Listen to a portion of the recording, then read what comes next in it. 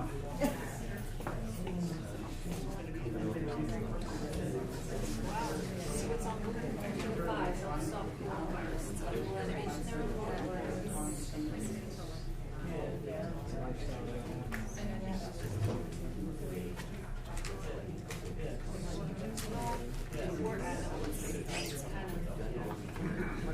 guys have I remember growing up during this.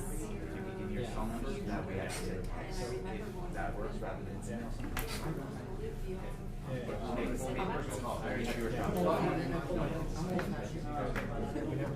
If you don't mind texting.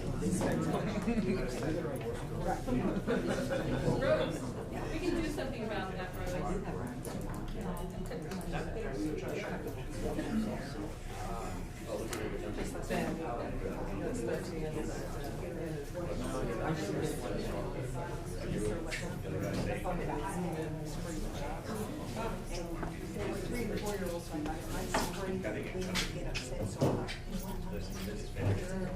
So that's what I did. So when did you just started them all? I said, that's exactly like one used to do. So it was, and you guys incorporated that and then, hand wash.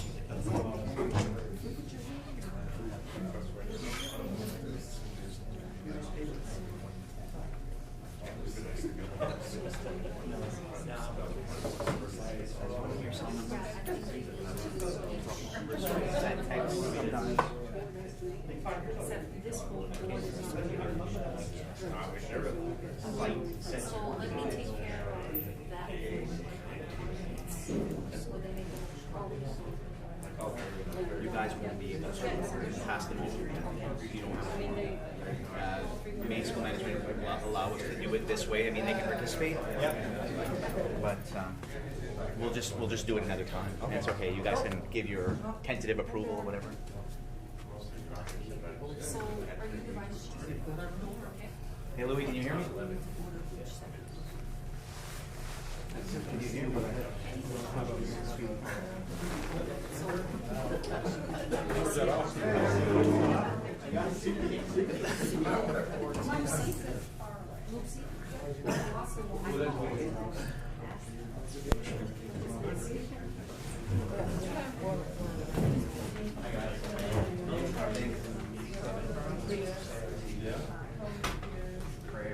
We just,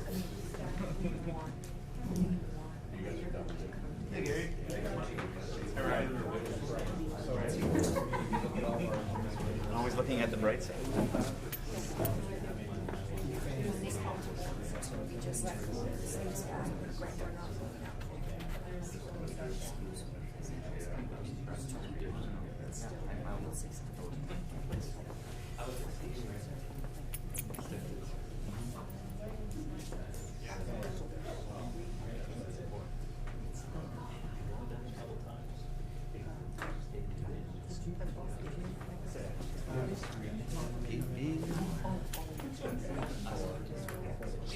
Hello?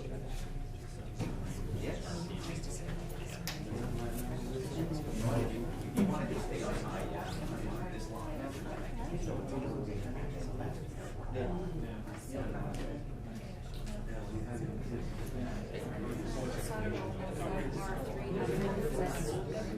So that's what they say.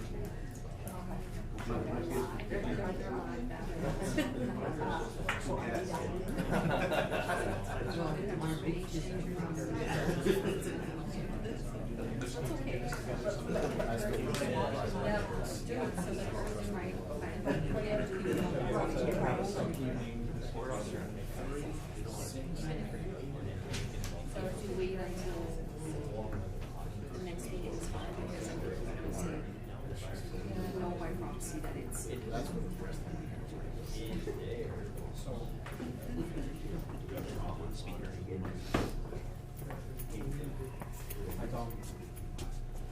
Hello there.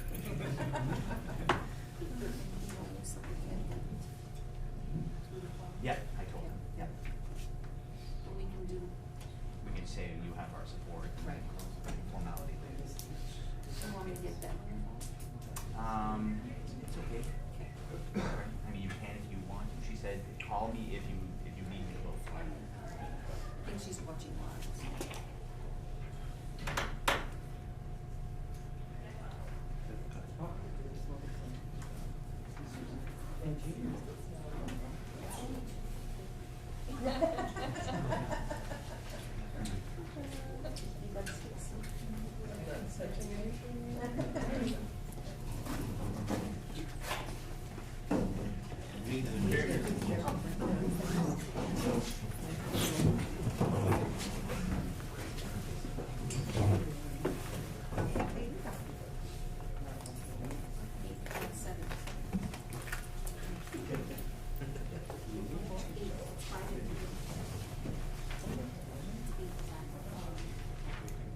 So it is 6:30. I think we have all the board members that we're going to have here.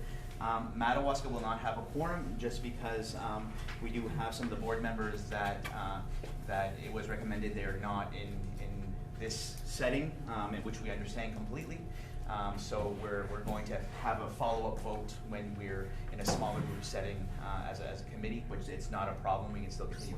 But I'll ask the chairman of 33 board to call their meeting to order, if you can do that, Rose. Okay, I'll call the SAD 33 school board meeting to order. And I'll have the vice chair of the SAD 27 board call their meeting to order.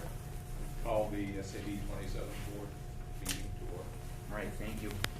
So thank you all for agreeing to be here tonight. Part of the reason that we are here and you have your agendas because we do have to have your approval of what they're calling a remote learning plan.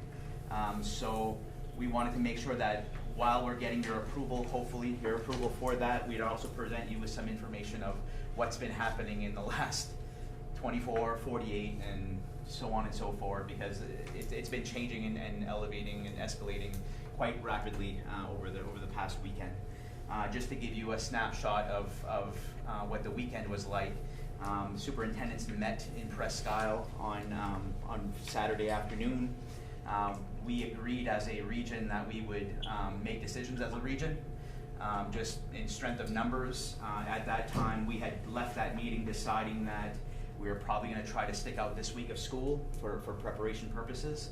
On Saturday night, there were other regions that had similar meetings, and they made determinations Saturday night that they were going to be canceling school. That word got to us Sunday morning, and we felt as if being a region that's holding the line when the rest of the state is making determinations, we didn't feel quite confident that was the best way to move forward.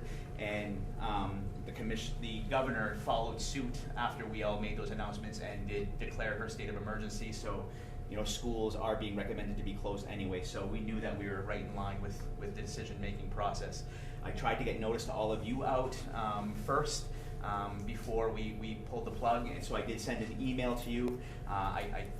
We were playing phone tag beyond control all day yesterday, so I apologize for not taking the time to pick up the phone and call each of you. I am collecting cell phone numbers so I can start a cell phone group for board members so that I can quickly get that out to you. So before the meeting ends, if I don't have your cell phone number, if you could get me it, if you have one, that would be great. But I did put together our plan, and I'm hoping that you find that the work that we've done literally over the past 48 hours is, we had some preliminary stuff going on last week when we were getting ready for it, but it was full steam ahead this past weekend. So we hope that this information is useful. Our plan is a 4-part plan. Starting with our remote learning plan, moving to our school lunch plan, our staff work plan, and then the final piece of it is our school-based service and facility access portion of it. We want to make sure that we're taking care of every aspect of this plan. And I'm trying to remind staff and I'm trying to remind you all that school closure is not about locking down schools, all right? Our schools are not locked down. So if you need to access the schools as community members, you can, especially if your students need something, if they need a service, if they need a book in their desk, if they need something out of their locker. The school is not on lockdown. The reason that we've closed down schools is for group gatherings, and that's based on the CDC recommendations. Right now it's at 50 or less people for groups, except for the neediest population. They're saying 10 or less. So we want to make sure that we're following that. So schools are not on lockdown. We're not running for the hills because kids are coming. That's not what it's about. It's about keeping our kids safe, keeping our faculty safe, and making sure that we're still running the business, right? So we still have to answer phones, we still have to pay bills, we still have to do all of those things. So that's important that we understand that. So part one of our plan is the remote learning plan, and this will be the specific piece that you will hopefully approve. The remote learning plan is our effort to show that we're doing our best to provide instruction or enrichment to learners while they're not in school. This is not like summer vacation where we're saying, see ya, see you later, and take care. We're making valid efforts to connect with kids, to make sure that we're holding them accountable to their learning as best we can, and we're trying as best we can to do that. So I just want to summarize the plan for you. This is a 3-phase plan. I'm going to go over here so I can turn around to read. While we understand that remote learning can never replace or be as effective as being in school, we hope that the learners will make every effort to connect with their teachers and participate in the learning opportunities from home. So it's a 3-phase plan. Phase 1 is this week, and we're calling that the work extension phase of the plan. Essentially what's going on this week is we're asking teachers to collect materials, send materials to the learners that are extensions of what they were doing this past week while they were in school. So there are some math lessons to finish up. There are some art projects to finish up. There are some books that need to be finished reading. It's extending what was being done this past week so that it's not a break off from last Friday.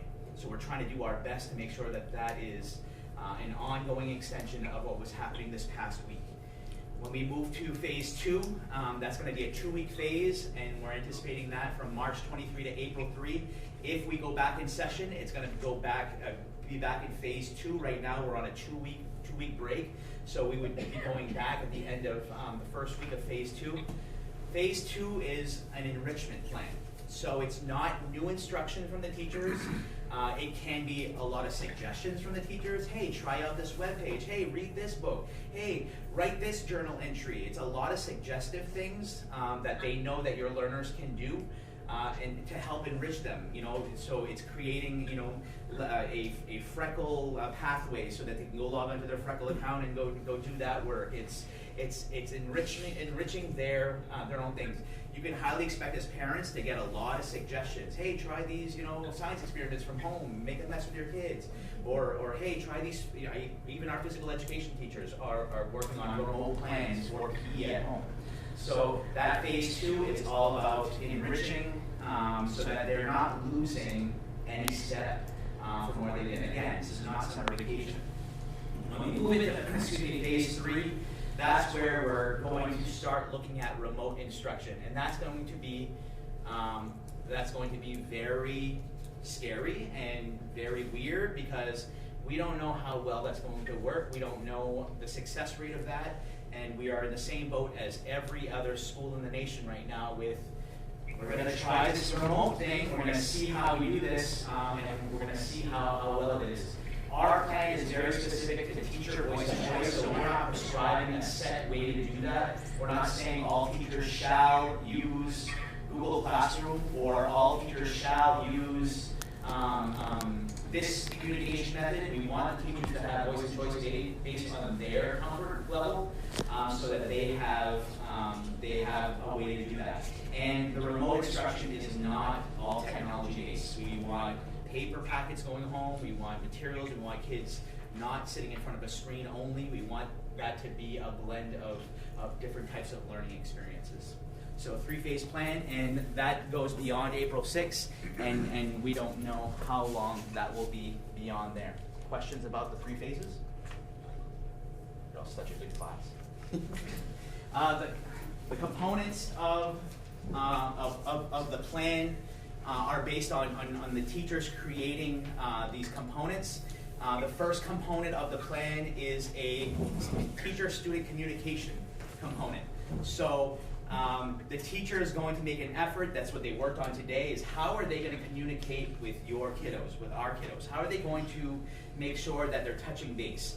Obviously, email might be a go-to thing to start, but there are a lot, especially at the elementary levels, of apps that the teachers are using, like Blooms and I think Class Dojo and a lot of these other things where parents are already sending messages to them.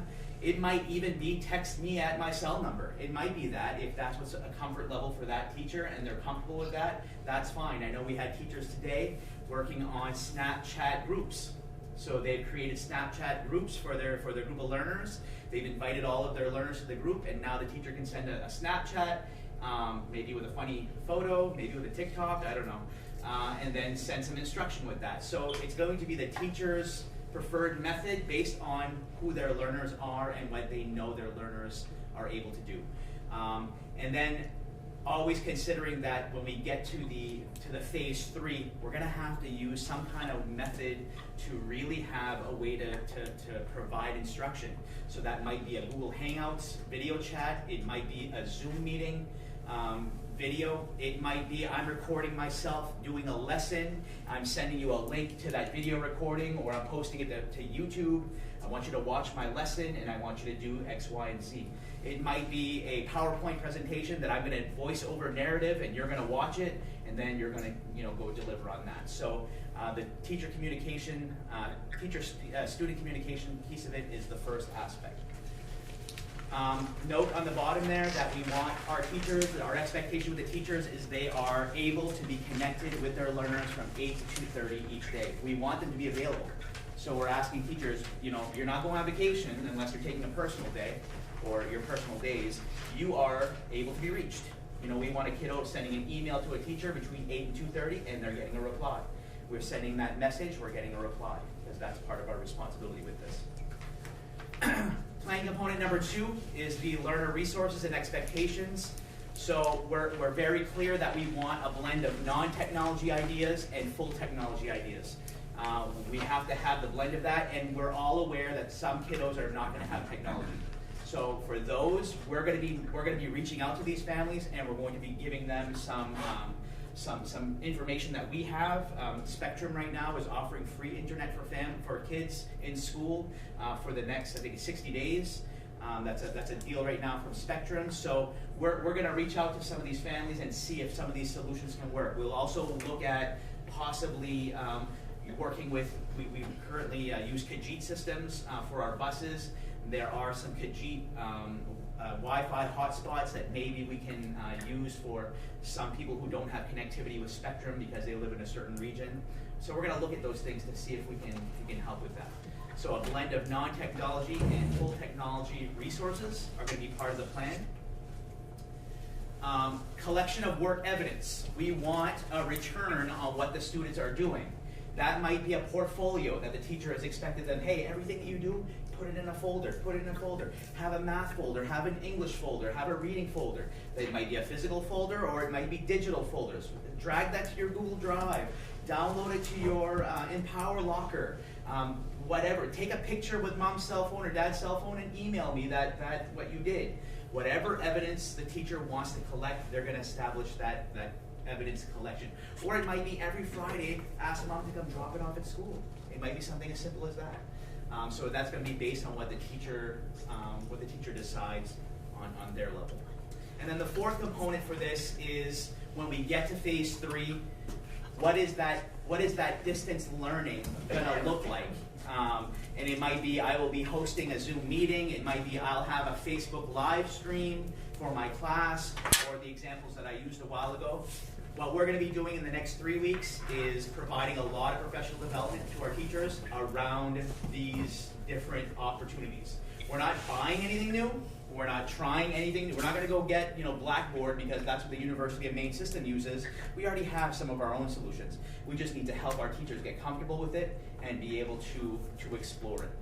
So that's what we're going to be doing in the next 3 weeks while we prepare for phase 3. Any questions about the 4 components of the plan? I shared this with colleagues in the Aroostook County meeting, and I know some other schools have looked to take some of these ideas as well. There was a lot of positive feedback with the 3-phase approach rather than switch on and go and tag your it type thing. I think it put a lot of teachers' minds at ease that we're easing into this phase 3, which is the real, which is going to be the real challenging part of what we're doing. Some schools have said, no instruction for 2 weeks, we'll talk to you in 2 weeks. I didn't want to go there as well. I don't think it would be fair to our learners to say, we're not doing anything for 2 weeks, we'll connect with you then. I think we owe it to them now to provide something. Distance instruction, access to technology. We know that it's going to be a challenge for some learners, as I mentioned a while ago, to have access to it. So there are some surveys that are going around right now. Student surveys had already gone out prior to this, so I know students had taken a survey, staff have taken a survey, and there are parent surveys that are going out or have gone out with regards to what kind of access to technology our people have. We do have a technology-rich region. We don't have a lot of families that don't have access, but we do have some. We want to make sure that we're using this survey to determine that, because a family might have internet and they might have, you know, a home device, but they might have 4 kids with 1 home device. Problem, okay? That's a problem. We're going to need to address those type of problems. So we've created a temporary school device take-home program that's going to be going out to the families soon. And I know it has already been offered to those who are asking, where we are allowing the device the student uses in their classroom to be signed out and go home. We realize that there might be all kinds of complications with that, but I think the risk is worth the try. I think having those learners want the devices and having, you know, on the form it does talk about responsibility, and it's parents' responsibility to make sure that, you know, student doesn't have liquid around it, yada, yada, yada. And ultimately it's the parents' responsibility to replace the damaged device. Now we'll work with folks if that ever happens, but we wanted to make sure that technology was not a barrier. So we will be allowing that. I know some devices are going out as soon as this afternoon or tomorrow. So that's ongoing as we go. Information on spectrum-free internet offer. We're going to be sharing that with families who need it. Secured access to video conferencing platforms. Zoom, which is the platform we're using right now to connect with a couple of board members in Madawaska. Zoom put out free accounts for teachers and schools during this pandemic, so now we don't have to buy Zoom accounts. We have free classroom accounts through Zoom, which is wonderful, and then we can open up our Google Hangouts to do the same similar type of thing. And then I did mention the staff training is going to be going on. Sharon Chassis has already begun working on a website that's going to put all of those PD opportunities available to teachers over the next 3 weeks, so that we can get them trained in some of these different platforms. Distance instruction, access to physical materials. So again, it's a 2-phase approach. It's not just the technology. It's books. It's packets. It's worksheets. It's workbooks. It's magazines. It's all of that. You know, we are making sure that in addition to all of those technology things, and I didn't update my bullets at the bottom there, so I apologize, but we're also, we're going to be delivering, you're going to hear for our school lunch program in a bit, we're going to be delivering materials door to door with our school buses over the next few days. Teachers are preparing packets right now of stuff, and those things will be available for parents to pick up by appointment, or we will be delivering them right to every household in Valley Unified, including the tuition communities. So we're not excluding them in any part of this plan. Which takes us to part 2, which is the school lunch plan. I think I heard on the news today something like 22 million children in America depend on the National School Lunch Program. We have a lot of learners that depend on the lunch program. We want to make sure that they have access to that program as well. So the meal plan is actually an extension of the summer meal program. So all lunches are served will be fully reimbursable by the federal government. The plan will begin tomorrow. So we're actually starting our lunch plan tomorrow. What we will be doing is we are putting bag lunches in coolers, separating hot and cold. We're going to every door, knocking on every door, using our educational technicians, using our kitchen staff, using anybody who wants to volunteer. We're going to fill up buses. We're gonna head out on each bus route in Valley Unified. So Benny Netto will head out on his route, and Gil Sear will head out on his route. So every bus driver will head out on their route with their list of where the students live. It will also include students who do not attend school in their own district but live in that district. So if you have a superintendent's agreement, you live in Madawaska but you attend school in Dr. Levac, no worries, you're on the list. And we're going to knock on doors and say, do you want the school lunch program? The school lunch is available to any child who lives in that household, ages 18 and down. eating real food to 18. So if we go to a household, they say, yeah, I want 5, we're giving them 5. Yeah, I want 3, we're giving them 3. If they say no thank you, we're going to tell them we're not coming back tomorrow, so call us if you want to reinstate the lunch program. Okay? They're going to be families that say, no, we're all set. That's fine. We're not going to stop there every day. We're going to do that day 1, maybe day 1 and 2 if we miss a couple of folks, but after that, we're just going to hit the households that need it and want it. In that lunch program, you're going to have today's lunch, tomorrow's breakfast. So you're always going to have today's lunch, tomorrow's breakfast, so you always have the lunch and the breakfast in that same delivery. And you might have work from school as well. So it might be a pretty substantial package that's being delivered at your house. Again, tomorrow we know it's going to be a lot of work, but it's worth figuring out who needs these lunches. We don't want any kid going hungry. So site locations, we also have site locations for those people who live in the proximity of a school that want to walk over and pick it up. We determined that Madawaska Middle High School will be one for Kent Community High School. We did not make one for Frenchville St. Agatha because there's not a lot of walking residents around any of the schools. So in Frenchville St. Agatha, it'll just be bus delivery. With Madawaska, you have quite a bit of learners that live right around that block, and the same thing with Fort Kent Community High School that live on Pleasant Street. If nobody is going to the site locations, we'll shut it down after a week or so.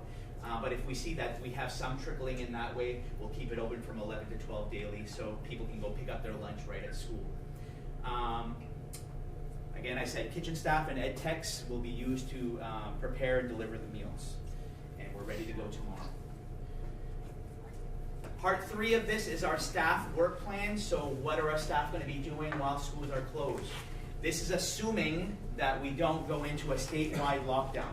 If we go into a statewide lockdown, we may have to reassess the staff work piece of this. Right now, this is based on today. Tomorrow will be a new day, and I'm sure things will change tomorrow. So this is based on today and the guidance we have today. Our expectation is no employee is harmed by this school closure. We don't want anyone losing work, losing hours. We don't want anyone going without because school is closed. So making sure that everybody has work and everybody is getting their bi-weekly paychecks is number 1 priority for us. Our staff responsibility expectations, our secretaries in central office, listen, business as usual. Okay, we still have bills to pay, we still have phones to answer, we still have tons of work. So secretary central office expectation is, hey, just go to work and social distance yourself. So make sure that we're keeping that 6 feet and not shaking hands and all those good things. Guidance, social work, and therapists. The expectation for these employees is to make plans to connect with learners on their caseload to support the various needs as best they can. So these are professionals. They know who their kids are that need OT, PT, speech, type counseling, all of these things. So these individuals will reach out to these families and provide as necessary.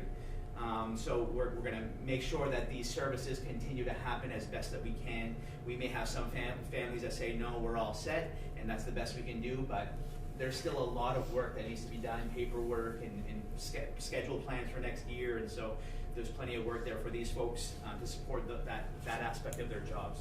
Custodian bus drivers, we mentioned the delivery to homes, so we're going to be using them for that, and then we're going to be disinfecting our buildings a lot, and I told the custodial staff today that this is project time. What are some projects that have you've been waiting for a 2-week lull that have been put on the back burner? We have the 1-week breaks that happen throughout the year. It's not quite enough time. 2-week break, I know that at Fort Ken Elementary we're replacing a water heater, so we're going to put projects to use and make sure that we're using that time as well. So yeah, so those projects will be going as well. School nurses are going to be assisting in the coordination of health and safety activities. They're going to be checking in with families on a regular basis. How are your kids doing? How are they feeling? Did you go to the doctor if they're feeling this way? Or did you call your doctor? Excuse me, did you go to the doctor, but did you call your doctor and let them know? Touching base. Also checking in with staff. Checking in with staff at work, how they're feeling, how they're doing. Not only their physical well-being, but their mental well-being, and making sure that we're checking in with them as well.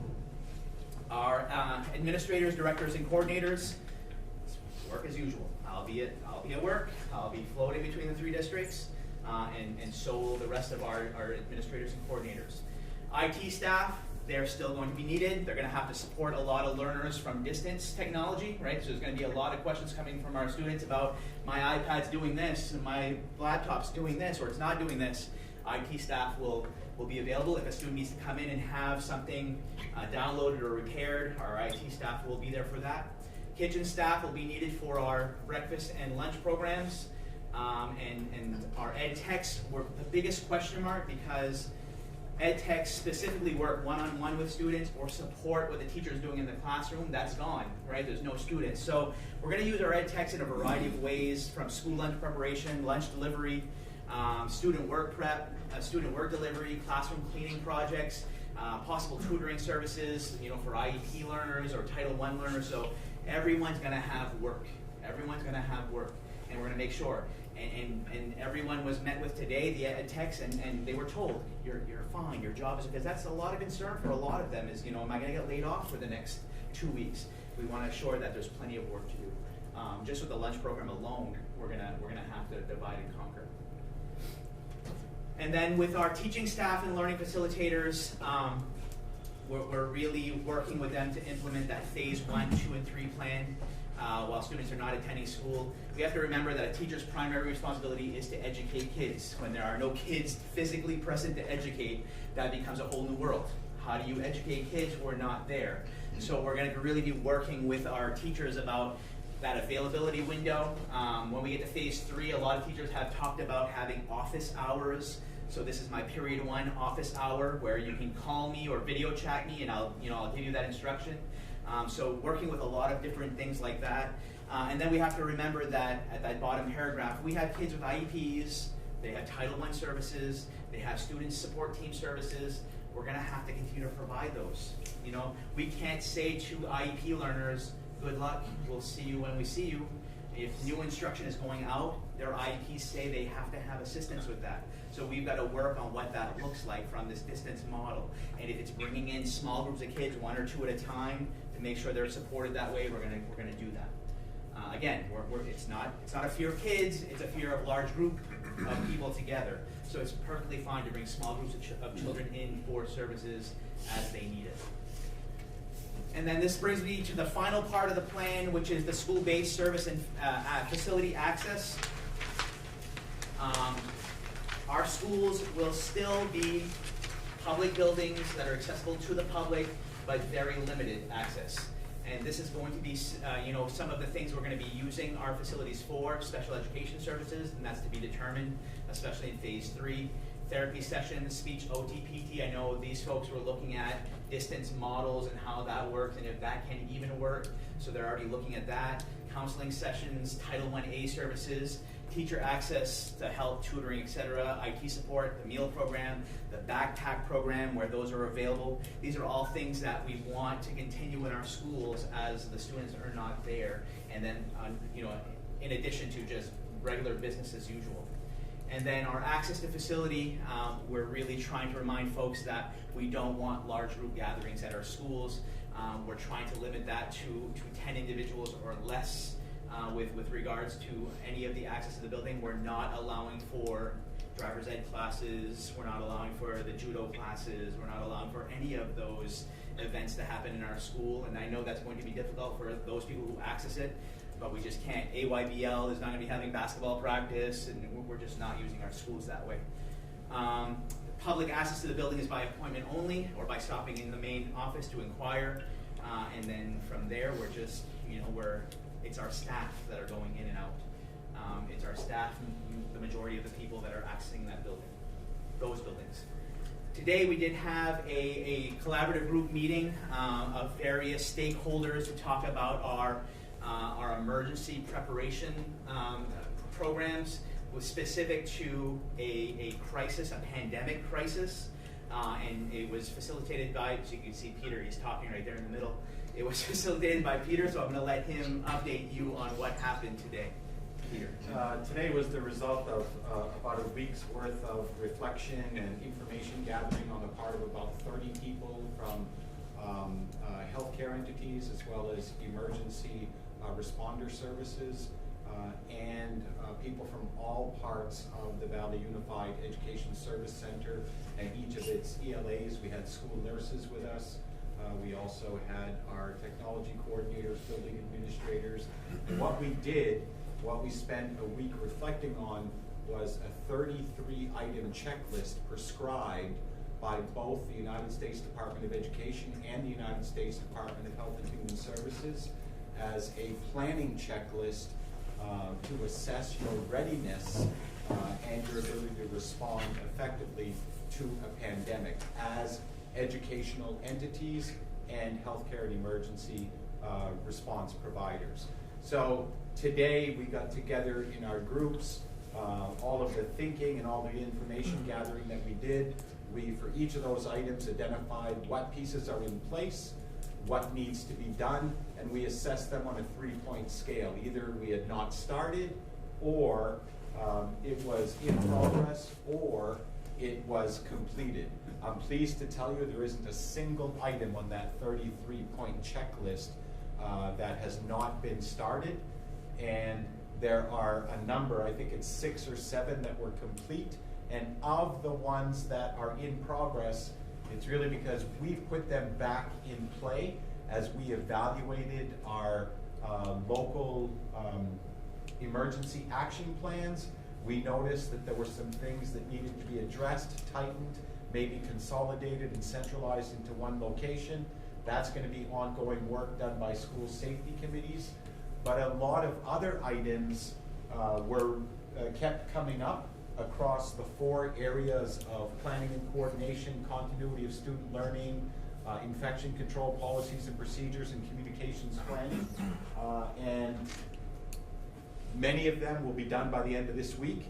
They're very quick fixes, and by the end of next week, we'll have the other pieces done. So really the only thing that's going to linger into a months-long endeavor will be reviewing the emergency action plans, and specifically the pandemic response sections of those plans. But in the meantime, we're in good shape, and we know what our partners can do. They know what we're capable of doing. And we expect that the safety committees will be able to use that information in strengthening each local school units and schools' emergency action plans. Thank you, Peter. You're welcome. And I know a lot of you, go back on. A lot of you have reached out to me, either personally messaged me, and staff have as well, and and have thanked all the work that that has been going on, but have specifically addressed me and say, how are you doing it? The reason I'm doing it is because of Peter, because of Giselle, because of the team we have. When things started to go down yesterday, these were the first 2 people I called, and in addition with Lucy, and we started triaging. What are we doing? How are we doing it? And because of the team that we had, we were able to get everything in order in such a quick amount of time and get things in place. When I met with the superintendents in Presque Isle, I mean, it was like just in awe of what we had done in such a short amount of time. And we're going to be re-meeting with that group either digitally or physically later this week, because that has become a network as well. All the superintendents are now working together, sharing ideas, sharing plans. We're all in this together. And I think the more that we do that, the more that we share that load, like we're sharing the load here with 3 districts. It's a way to get things done efficiently. It's a way to get things done the right way, because one superintendent dealing with all of this, I spoke with Lisa on our way out. She says, if this was last year, I don't know what I would have done. You know, and then that's because it's a lot to deal with one person making decisions. When you have a team approach, it's very, very appropriate. So that is our plan, and you need to know that the plan may change tomorrow. The plan may change 2 days from now because of decisions that have been made, and the determinations are now guiding us into a different area. But I think in looking at other plans, I know they shared a bunch of these plans on Maine Principals Association. Ours is there as well. We've got a good plan. We've got a good plan, and a lot of questions from teachers today, a lot of questions from our staff members about, well, what does this mean? What does this mean? And I think, we were able to provide enough to say, listen, guys, this is where we're starting from. It's not going to be 100%. We know that. So don't strive for perfection, because there's no way this is gonna reach every child, and it's going to be 100% foolproof. We do have a plan though. After a week of this initial week, we've contacted or made attempts to contact every learner in our class. We're asking each teacher to provide us with a list of those learners who did not reply to their email, did not reply to their Snapchat or their text or whatever, and we're going to go door to door again and say, listen, you're still a student. You're still a student while this is happening. And yes, it looks different, but we need you to be accountable, because we want to make sure we're not losing our kids, and we're trying to hold on as best that we can. So, in your consideration of approving this plan, I also have another ask.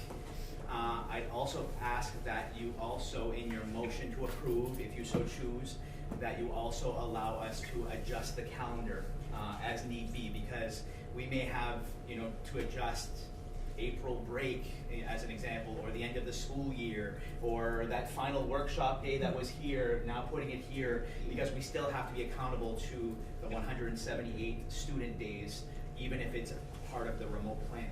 That's all part of the student days that are part of that calendar, and having some flexibility to adjust the calendar based on things that are happening, things that have occurred, without having to go to each board for approval in each step. If I can get your pre-approval now, that would be very helpful. I promise you I won't do anything drastic, and I'll notify you of every change before we make it happen. Any questions? The motions, do you want 2 motions or just? I think you can motion to approve the remote learning plan and any calendar revisions. I think you can put that in one motion. But I want to answer your questions if you have any. Judy? So, like the calendar change that you just said, maybe I misunderstood you, but during this period of time, the teachers and the ed techs and everybody are fully responsible for working and doing their days. So are you saying that we would add additional days on top of the work that they're doing? These are school days. Okay. Today was a school day. Okay. Actually, I take that back.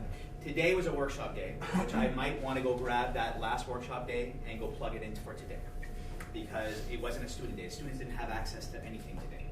Tomorrow will be the beginning of student work days, because we're going to be delivering materials. So tomorrow's a school day. That means we don't have to make that up in late June or July with your approval of this plan. We are making up the school days as remote days. And this will carry over in the future if we do this well and we have success with it, and we're gonna get data all over the map with this. This might be the future of our snow days. If this works for this might be our snow day plan. So we have remote days on snow days, so that we're not making them up. So this is our on the boots, running right away trial to something that we knew we were going to get to eventually. Just now it's, hey, you're in it, so go for it. Yeah. So these are actual school days. So because you see your plan going more than 2 weeks, your plan is laid out for 4 weeks. I know school announcement closures was for 2. So because of your forecasting is lasting more than 2, this is why we're doing this versus, say, closing and making up 2 weeks of education during April break or extending into June. Correct. So this was the path. Yeah. So you mentioned a school district that's closing for 2 weeks and saying, hey, we'll see you in 2 weeks. They're That's gonna their plan. they're gonna have to make up Their those 2 plan weeks. is to make up 2 weeks later on Yeah. versus this. Yeah. I'm gonna be, I'm just gonna level with all of you. I don't believe this is gonna be a 2-week thing, and then it's all over. So I think you know, we'd be doing the right thing by planning ahead, planning accordingly, getting our teachers the resources and education they need to phase into that phase 3 model as soon as possible. I think that's gonna be our reality for quite a while, unfortunately. Okay. For the students going on site, are the student health nurses going to be doing a screening? Yep, we're gonna be asking any students who have, so they have to come by appointment, they have to schedule that appointment with their teacher, and then at that point, the teacher's gonna notify the nurse that such and such is coming at this time, and then we're gonna be screening upon their arrival. Do you have bus services? You talked about IEP, you talked about special needs, occupational therapy, PT, speech. Yep. Are you providing a bus for students? We're gonna to offer school? transportation for those who need it, be it the buses or school vans. If it's one kid, it might be a school van. If it's 2 or 3, we may use a bus. We don't want transportation to be a barrier to services. Okay, keep going. I got it. You say you're gonna use the custodians and whatnot to deliver lunches. Is there gonna be any contact with the families, because there's potential to transmit that contact and there's something in every household? There could be an issue there where they're transmitting from one household to another. Yeah, so the only contact we're having with the household is tomorrow when we're knocking on doors saying, do you want lunch? After that, the expectation will be that the students coming out to the bus to get handed their meal right off the bus. So we're not exposing staff other than handing that meal outside the door of the bus. Other than that, there's no other further exposure than that. We don't want the food delivery to take 4 hours, because by the time they get to the furthest points of our region, I mean, it's going to be supper time. Nor do we anticipate that they'll be entering the residence and in close contact. It'll be more a knock on the door, a step back. Do you have lunches? Do you want them? You know, how many do you need? And then it'll be, that tomorrow will be the trickiest day. It's going to take us long. And then the next couple of days we'll establish our real time frame and timeline for delivery. So what about the children that are not home and at daycare because the parents are at work during the school lunch? Yeah, drop-off delivery program. Yeah, so we'll deliver to the daycare. Okay. Yeah. So, but do you know potentially like? We have the list of where kids typically go to daycare or where they go for babysitters. We have all that information. I don't know if we're at that level yet. I think, you know, right now it's going to be hit or miss with the homes, and then we'll find out shortly who's not at home, and then plan accordingly there. And we're probably not going to hit everyone on day 1. I mean, there are going to be some misses and lapses, but we're going to look at correcting that in very short order. Yeah. So at 4 o'clock today, the school lunch notice went out on our school reach. It's on all of our web pages. Right now, that specific plan, tonight you can probably expect another letter to go out to kind of summarize this plan if you approve it.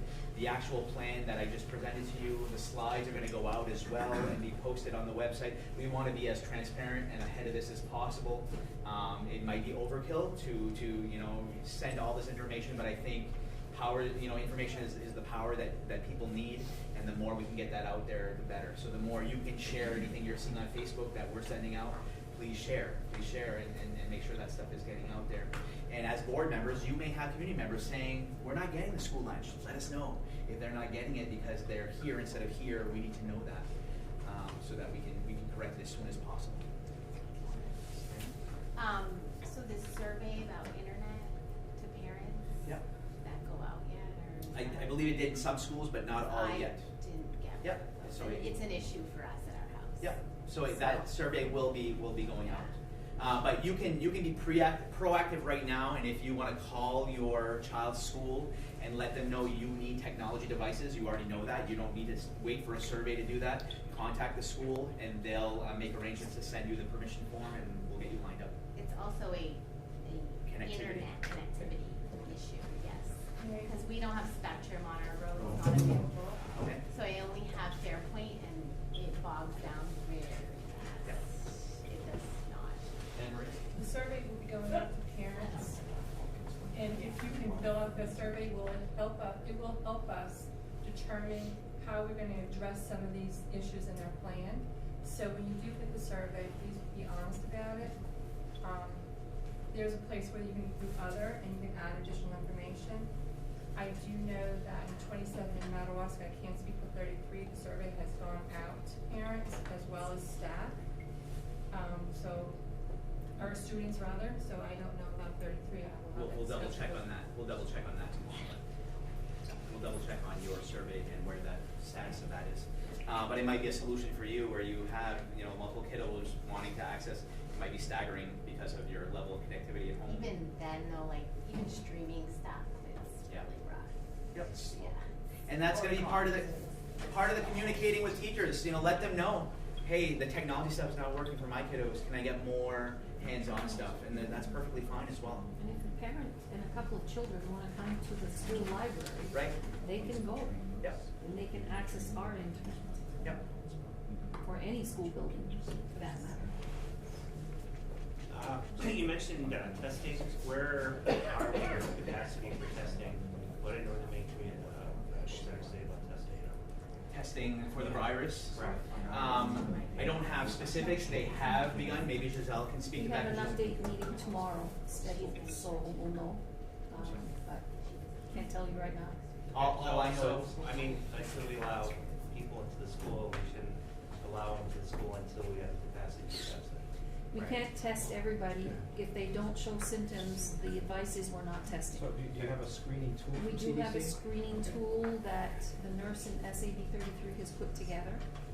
So, you know, the advice we're getting is from CDC, Maine CDC, National CDC. But everybody cannot be tested at this point. Not everybody can be tested. You have to go through the screening process first, and if you flag within that, then you can. You flag and then you go to your health provider and then they determine. Yeah. Anything else? About the kids that come here, like welding, carpentry, how? So the staff here met. Is Kevin here? Yeah. Kevin, go ahead. We met and we were looking to provide currently some paperwork for them to do, some worksheets, as well as utilize Zoom or Google Classroom or any other modality. We are also looking to have them in small cohorts come and do some welding projects and or hard trades, because we do a lot of certification type work. So we will make that available to them.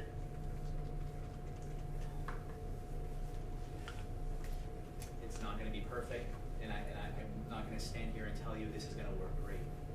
I would be lying to you if I would say that. I think it's going to be a lot of trial and error. It's going to be a lot of adjustment and readjustment. But I can tell you that what we've done in such a short amount of time is a really solid plan that has the support of our staff, and I think that in itself is worth its weight in gold, because the staff believe that we're going to continue to listen to them and adjust accordingly based on what's working and what's not working, as well as the parents. We're going to continue to, you know, keep our ears open for that as well. Yeah, because I mean, component 3 and component 4 for elementary age students seems kind of challenging to manage. Yeah. Yeah. And you know, we were having those conversations with our cohorts of teachers today. You know, the conversations at pre-K are very different than the conversations at grade 12 of expectations. You know, a lot of those pre-K expectations are going to be enrichment even into phase 3, where we just want our kids to continue, you know, sorting and doing all these things that continue to expand their brains. To expect a 4-year-old to connect on Zoom and, you know, tell their teacher what they're doing right now, I don't know how realistic. You will have some parents that are going to engage in that and will do so successfully. There are some great apps for teachers that they're using. One of them is Bloom's, that is unbelievable, where, you know, you can not only are you chatting with your teacher as a parent, but now you can video chat, and now you can send work evidence, and now you can, you know, shoot an email message. You can do that all from that one app, and it makes things a little easier than ever. And let's not take for granted what some of these kids can do. Even at 5, 6, 7 years old, they can get on that iPad, they can do something, and they're going to know how to get that to the teacher, even if we don't think they do. Some of them are pretty savvy with that. So. And that's part of the plan too, is those teachers who are using those apps at that level will provide some professional development for other teachers who aren't yet using them, but can see the value in employing those if we have to extend beyond the 2-week period. We are about to see why we have invested so much in technology in these districts over the past 20 years. It's going to come realistic really fast, because you had some teachers today didn't even blink at this expectation. They're like, oh yeah, I got this. I mean, some of them are ready for the challenge, they're excited. I mean, I got home for lunch and my kids had already connected with 2 teachers on Snapchat groups, and they thought that was the coolest thing ever. Coolest thing ever, you know? Some of these teachers have it. The teachers that are not quite ready, we're gonna get them there. And it's okay. They're the ones that are prepping a lot of hands-on activities, which is wonderful as well. You know, we wanna make sure that we're blending both worlds together, and not, the expectation is every kid behind a screen for X amount of hours. We're gonna be asking teachers to keep reminding their students that it's just about routine. It doesn't have to be the same routine, but it should be a routine. So build in your day some time for math, build in your day some time for reading, build in your day some time for physical activity, and then we'll work from there. Part of that is gonna be, you know, the support we get from parents to do that. But you know, I think if we can hit a majority or close to a majority, I mean, we've done a pretty good job. Real quickly, where are we for providing emotional support for parents who are home with these kids? Yeah. For extended periods of time? Are we actively reaching out to them to say, are you feeling crazy yet? So that was part of the conversations that our guidance and social work group had today, around making sure we're reaching out to families that we already know are already on our radar, if you will, with some of these needs. And our staff know who these people are. But also making the school available for folks just through the messages we say, hey, if you need support, please call. You know, we've had conversations as well about what we're going to do when the pandemic really reaches our region and it starts taxing our healthcare facilities. As a school district, we want to be able to support some of our parents who are nurses and doctors and people who work in our hospitals, so we can provide some level of support as a school, be that as childcare perhaps, or just learning supports, because we know mom is working 20-hour shifts, and that's, you know, math time is not going to be on her priority list. So we're also talking about that as well, so that we can support some of these folks that we know are going to be really putting in a lot of time to help, you know, keep people healthy and safe. Yes. Where are we at with following, for infection prevention, following CDC guidelines for cleaning products, environmental cleaning standards?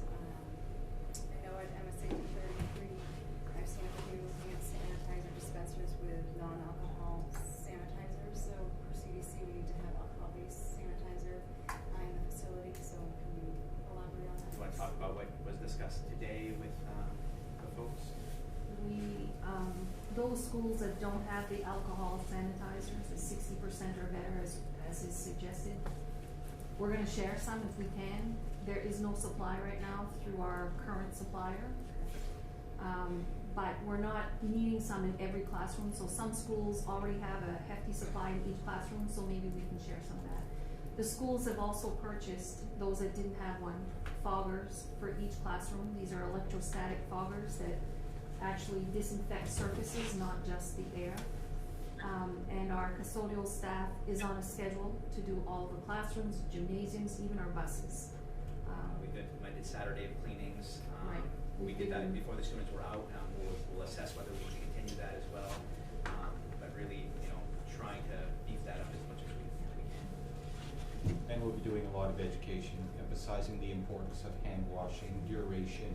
So if we don't have the alcohol-based product, we're looking at antibacterial soap or non-alcohol-based product. We'll stress the 20 seconds, the frequency, and everything else. And we'll do that with all ages, because we can't leave it to chance, including, you know, adult staff. We'll expect them to model it. Our nursing, That's part our of the nurses, we're going to be printing out. There's a lot of free poster materials that are going to be they're going to be printing out and posting throughout the school, so that we have a lot of you know colorful guidance on how to wash your hands the right way and that type of thing, so that we're educating as much as we can. One more question about staff. If they leave, are they allowed to go on conferences and travel? What's your thoughts around that? We're not. almost everything has been canceled. I don't believe there's one thing sponsored in New England. In fact, we had a group that was supposed to go to Canada, Montreal. That's been canceled. Everything's been canceled. But I don't think we'd be approving it anyway. You know, unless it's something that's an individual project and they have to go. You know, I don't know, but no conferences, nothing like that. Are you gonna rely on them to state if they go somewhere that's a hotspot and come back into Lake Udom as an office? Yeah, so we've already put out memos to the staff, internal memos to that effect. That, you know, giving them guidance. If you're feeling ill, don't come to work. If you go visit this place or whatever, make sure you contact your healthcare provider and get guidance whether or not you should return to work. So having those steps in place that they know. Don't just go to China and come back. I don't think they can right now, but you know. Thank you. Yeah. How we doing, folks? Welcome. So, Madawaska did not approve tonight, but I would ask if you think this is a good plan, you approve as 33 and 27. So you're approving the remote learning plan and the calendar adjustments as necessary. I will need a motion. I move that we approve the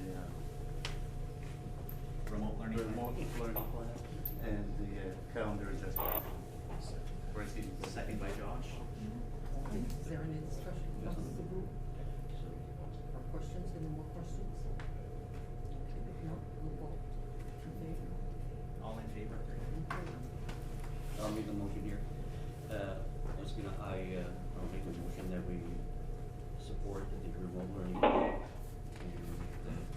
move forward. Calendar adjustments? And the calendar, yeah, I mean, whatever you need to do to make the revisions, you know, I think we need to. Thank you. Second. Second by Keith. Any discussion? All in favor? Unanimous there. And then Madawaska will get your approval as soon as we meet, but I think we have, Bev gave me her thumbs up, Tom gave me his thumbs up, Louis did as well, so I think we have consensus that we're fine with this plan. Folks, thank you for being here tonight. I know this was short notice, and I would never do that unless it truly was an emergency. We had to have this approved. We have to share it with the state that we have a plan in place. Like I said, it's a good plan, and we're going to adjust as necessary. When I adjust it, I will send it to you to let you know what we've adjusted so that you're aware of those adjustments. If in your conversations with folks, you know, you are the ones who people will sometimes go to first. Feel free to send them to me. You know, I don't mind talking with people about their concerns, even if it's concerns about this plan, you know, and how that's going to work. And I'm going to be very honest with people. It's not perfect. I was on it with staff today. It's not perfect. And if we're striving for perfection, we're going to fail. We're going to do the best that we can and adjust accordingly, and that's all we can do in these times that are unprecedented. We've never been here before. We've never been here before, and hopefully we don't have to do this again anytime soon. But thank you for your support. We appreciate it. Thank you, Ben. Thank you, Ben. And thank your team also. To adjourn? Yes. To adjourn? Second by Josh. We have a motion to adjourn here. Sarah? I'll second. Herb? Thank you all. Have a good night.